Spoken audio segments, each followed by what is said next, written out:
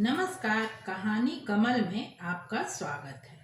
आइए आज सुनते हैं उषा कुशवाहा यानी मेरी स्वयं की लिखी कहानी। इस कहानी में आप बिहार में बोली जाने वाली एक भाषा भोजपुरी के तड़के का स्वाद भी ले पाएंगे। कहानी पसंद आए तो लाइक, शेयर तथा कमेंट करें। इसी तरह की सुंदर साहित्यिक कहानियां सुनने के लिए चैनल को जरूर सब्सक्राइब करें।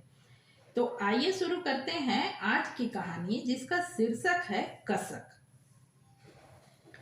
पिताजी की मोटरसाइकिल जैसे ही द्वार पर आकर रुकी, माँ झट से लोटे में पानी भर लाई। पिताजी ने माँ के हाथ से पानी का लोटा लिया और हाथ मुंह धोकर द्वार पर पड़े चौकी पर आ बैठे। माँ तो उनके बैठने का इंतजार ही कर रही थी। वह भी झट कुर्सी खिसकाकर उनके समीप ही बैठती हुई बोली, बहुते खुश दिखाई दे रहे हैं, वहाँ सब कैसा रहा? हाँ संध्या के माई, आज हम बहुत खुश हैं। बेटी का ब्याह जो तय कराए हैं। द्वार पर से आ रहे माँ पिताजी की आवाज सुन आंगन में बैठी संध्या के कान भी खड़े हो गए। वह धीरे से दरवाजे के पास खिसक आई। सच्चे, आप सच कह रहे हैं संध्या के बापू, तय हो गया हमारी बिटिया का ब्याह? माँ का खुशी से भरा आश्चर्य मिश्रित स्वर था। हाँ संध्या के माई, और वो भी विदेश में कमाने वाला लड़का मिला है। अनिल अरब में नौकरी करता है। अरब में बढ़िया 2 मंजिला मकान है, द्वार पर ट्रैक्टर खड़ा है, खूटे पर दुधारू गाय बंधी है। अच्छे खासे जोत के मालिक हैं वो लोग। अतने नहीं, गांव में कोनो जमीन बिके खरीदते इहे लोग हैं। हाँ भाई, बेटा विदेश में कमा रहा है, कोनो कमी थोड़े है। पिताजी के आवाज में खुशी की खनक थी, साथ ही गर्दन गर्व से तनी अकड़ सी गई थी। फिर कुछ सोचते हुए चिंतित स्वर में बोले, एक के परेशानी है, लड़का अगले महीने छुट्टी में आ रहा है, सो वो लोग चाहते हैं कि शादी अगले महीने ही हो जाए। ओह, इतना जल्दी? अच्छा, कोनो बात नहीं है जी, सब इंतजाम हो जाएगा। अब ऐसा बढ़िया रिश्ता छोड़ थोड़े सकते हैं। आप कल ही भैया जी को साथ लेके, ना हो तो सिवान से पहुना को भी बुला लीजिए और जाके दिन तय कराइए, माँ ने चहकते हुए कहा। फिर कुछ याद करती हुई बोली, अरे वो ललिता का ब्याह भी तो वही आसपास कोनो गांव में हुआ है ना? हाँ, उसके बगले गांव में तो है। अच्छा है, मेला बाजार में दोनों सखी का भेंट मुलाकात होता रहेगा। उसका दूल्हा तो गाँवों में कोनो दुकान करता है ना? हाँ, फार्मासिस्ट का पढ़ाई किया है, बाजार में मेडिकल का दुकान है। हाँ, ललिता की माँ एक दिन बता रही थी कि दामाद जी का दुकान बहुते अच्छा चलता है। चलता होगा, पर अपने दामाद के बराबरी थोड़े न कर सकता है। हाँ जी, ये तो आप ठीक कह रहे हैं, सब बजरंग बली की कृपा है। फिर माँ पिताजी दोनों ने ऊपर आकाश की ओर देख हाथ जोड़कर प्रणाम किया और शादी की तैयारी के विषय में चर्चा करने लगे। संध्या भी दरवाजे के पीछे से हट गई। खुशी से उसका चेहरा दमक उठा था, आंखें शर्म से लाल हुई जा रही थी। वह आंगन में रखी खाट पर बैठ फिर से अपने अधूरे छोड़े तकिए के कवर पर सुई में लगे रंगीन धागों से फूल काढ़ने लगी। हाथ अपने आप काम में व्यस्त हुआ तो दिमाग भी अपने हिस्से का काम यानी विचार करने में जुट गया। वह सोचने लगी, अब उसे भी हाथ तेज चलानी होगी, अभी चादर काढ़ना भी बाकी है। सब परीक्षा में देरी के कारण हुआ। चुनाव की वजह से इस वर्ष परीक्षा में देरी हुई। परीक्षा की तैयारी के कारण उसने कढ़ाई सिलाई का काम रोक दिया था, वरना अब तक तो वह इस चादर सेट को तैयार कर ही चुकी होती।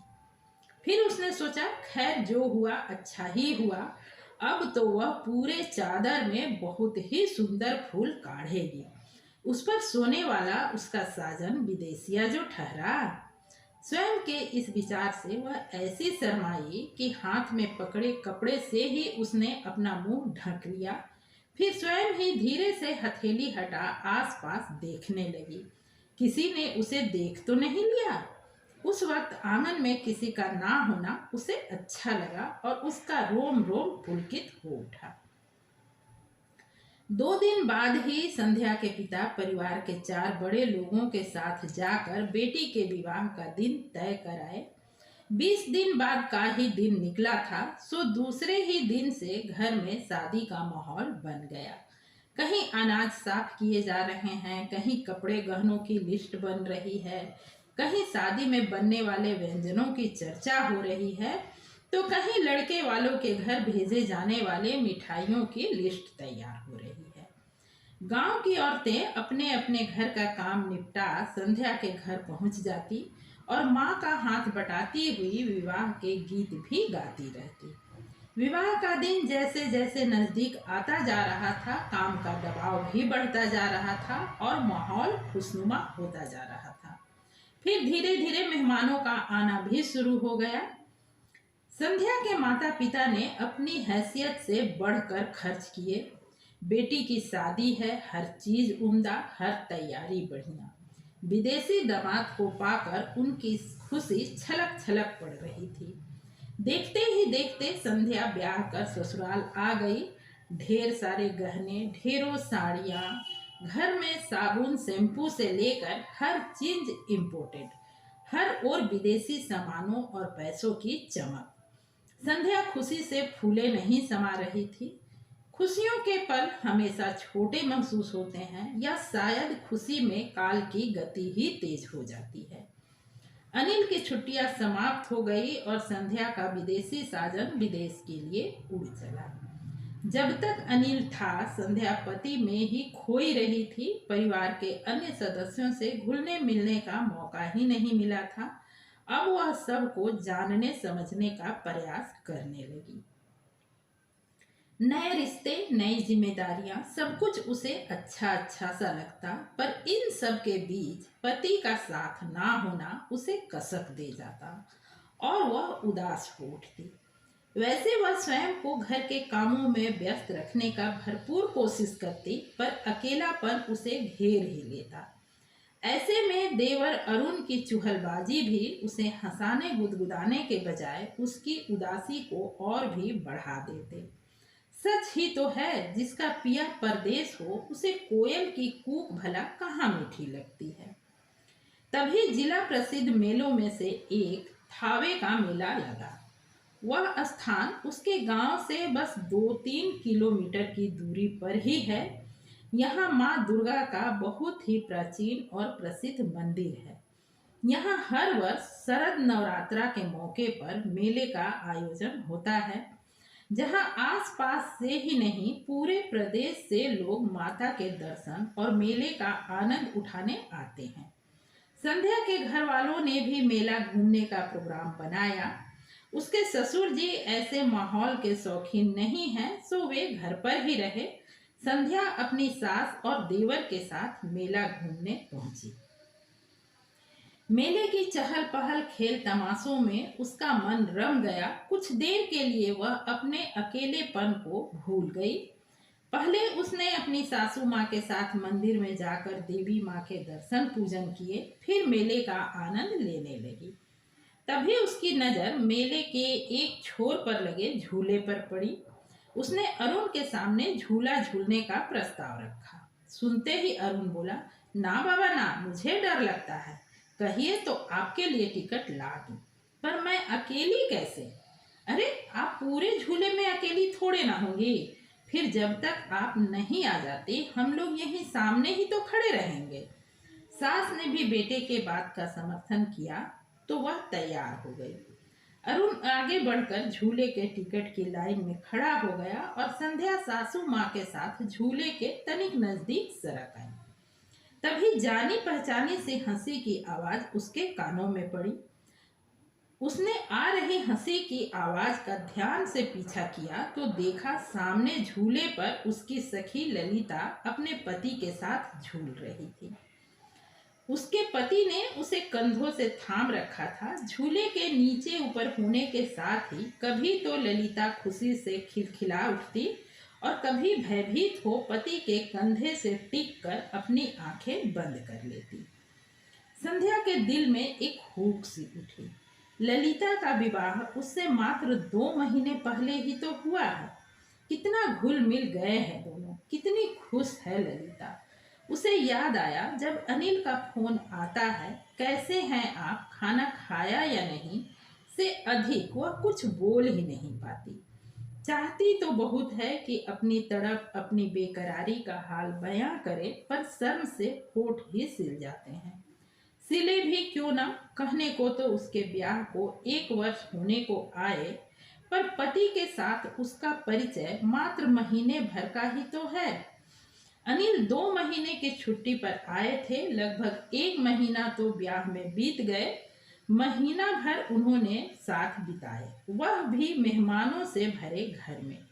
दूर के रिश्तेदार तो विवाह के सप्ताह भर के अंदर ही चले गए थे, पर अपनी बहन बेटियां शादी विवाह के मौके पर मायके आएंगी तो महीने भर रुकेंगी ही। ऐसे में भला वह कितना ही जान समझ पाई है अपने जीवन साथी को, फिर शर्म संकोच तो होगी ही।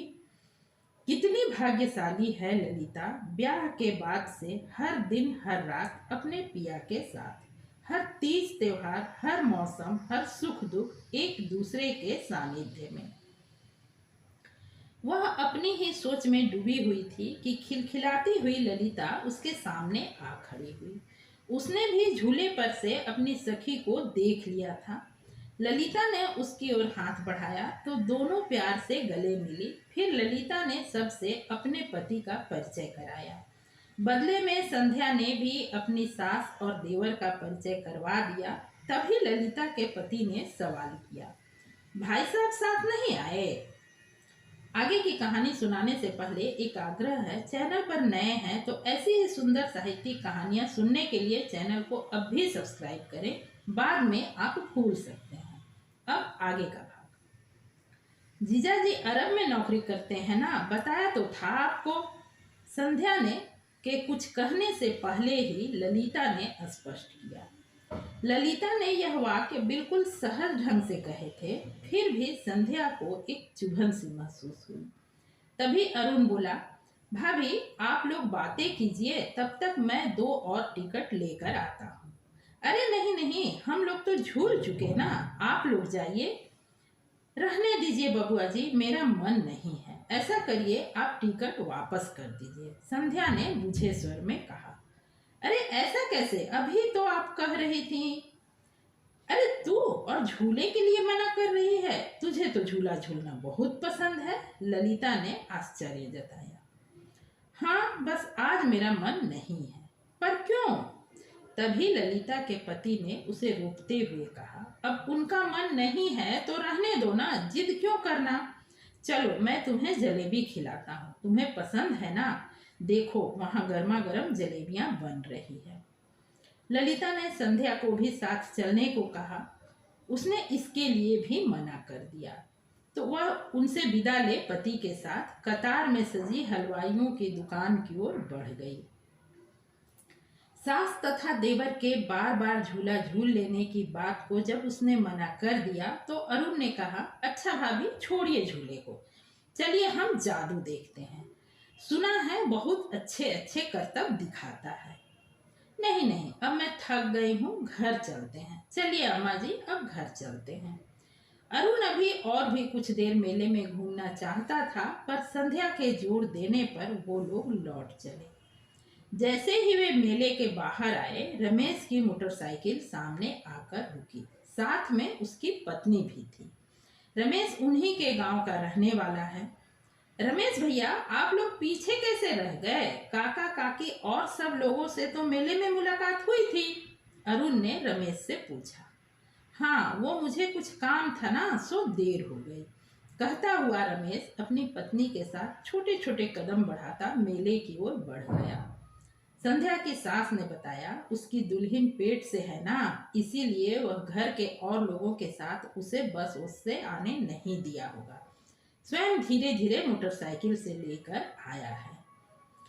अरुण मेले में आने वाले लोगों के लिए बनाई गई गाड़ी स्टैंड से अपनी जीप निकाल लाया था वो लोग भी अपनी गाड़ी में बैठकर गांव की ओर चल दिए। संध्या का मन मेले में पहुंचकर कुछ देर के लिए जो अपने अकेलेपन के घेरे से बाहर आ गया था, अब पहले से भी अधिक दुखी और निराश हो उठा।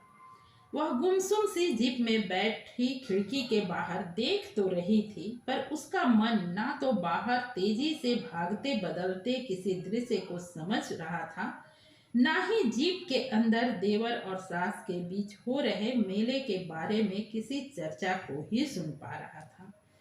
जाने आज उसका मन वीणा के कौन से तार को छेड़ बैठा था। संध्या यह स्वयं भी नहीं समझ पा रही थी।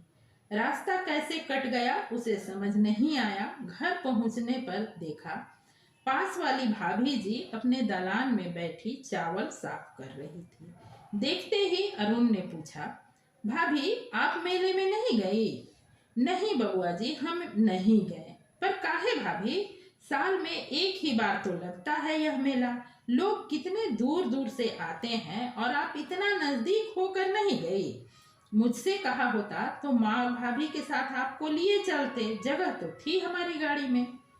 नहीं बबुआ जी, हमारा मने नहीं था। संध्या ने घूंघट की ओट से देखा। भाभी जी के चेहरे पर विरह की उदासी छाई हुई थी। वह जानती है उनके पति भी दुबई में नौकरी करते हैं। 2 वर्ष हो गए उन्हें आए। इस वर्ष आने की उम्मीद है, पर दिन महीने का अभी कोई पता नहीं। एकाएक संध्या को सामने बैठी भाभी के चेहरे में अपना ही अक्स नजर आने लगा।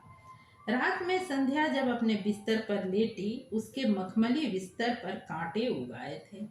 उसके हाथ अनायास ही अपने मखमली खाली पड़े बिस्तर को टटोलने लगे। यह वही चादर थी जिस पर उसने मधुर मिलन की कल्पना में डूबकर एक एक फूल अपने हाथों से काढ़े थे, जो मात्र महीने भर को ही उसके प्रियतम के संग साथ के साक्षी बन पाए। अब तो संभवतः जब तक वो आए यह फट भी चुकी होगी।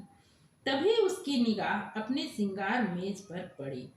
इम्पोर्टेंट क्रीम, शैम्पू, सेंट और भी न जाने क्या क्या छोटी बड़ी रंग बिरंगी बोतल, डब्बे। नाइट लैंप की मध्यम रोशनी में आज उसे यह सब मुंह चिढ़ाते हुए से प्रतीत हो रहे थे। उसका मन चित्कार कर उठा, नहीं नहीं, सुख सुविधा के ये साधन कभी साजन की कमी को पूरा नहीं कर सकते। कितनी खुश है ललिता, कितनी भाग्यशाली है रमेश की दुल्हन। ऐसा भी क्या नौकरी करना जो बैराग दे दे। ऐसा भी क्या विदेश जाना जहां आप परिवार साथ ही ना रख सके। काश पिताजी ने ऐसा दामाद ढूंढा ना होता। काश अनिल के माता पिता अधिक पैसों की चाह में उन्हें अरब भेजे न होते। काश काश काश। समाप्त। कहानी पसंद आई हो तो चैनल को सब्सक्राइब करना बिल्कुल ना भूलें। पूरी कहानी सुनने के लिए हार्दिक धन्यवाद।